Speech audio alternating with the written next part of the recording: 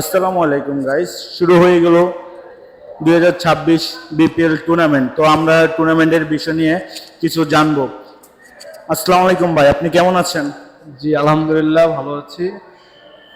তো ভাইয়া, শুরু হয়ে গেল 2026 বিপিএল। এই বিপিএল নিয়ে আপনার যদি কোনো বিষয় জানা থাকে তাহলে বলেন। অ্যান্ড হচ্ছে মানে নতুন দল হিসেবে এবার নোয়াখালী আসছে, তো আপনার বিপিএল এর পছন্দ দল কোনটি? First of all Noakhali team এবার আমাদের প্রথম, এটাতে খুব আনন্দিত। সেই কারণে নোয়াখালীতে আমার ফেভারিট প্লেয়ারও আছে, আবু হাসিম। তারপরে সে আমার অনেক ক্লোজ। এই বিষয়গুলো নিয়ে খুব আনন্দিত। আশা করা যায় আবু হাসিম ভাই অনেক ভালো কিছু করবে।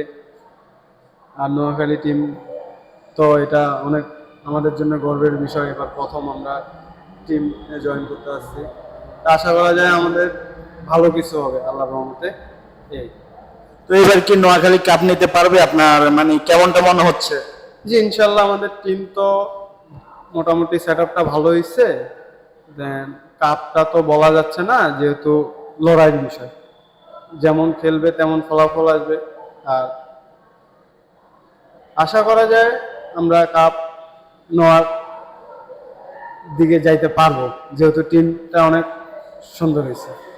তো আজকে তো চট্টগ্রাম আর নোয়াখালীর ম্যাচ হচ্ছে, তো আপনার মানে কি মনে হচ্ছে আজকে কি নোয়াখালী জিততে পারবে? জি প্রথম দিন আমরা নোয়াখালী সাপোর্টার হিসাবে অবশ্যই চাবো তারা জিততে পারবে, আশা রাখি।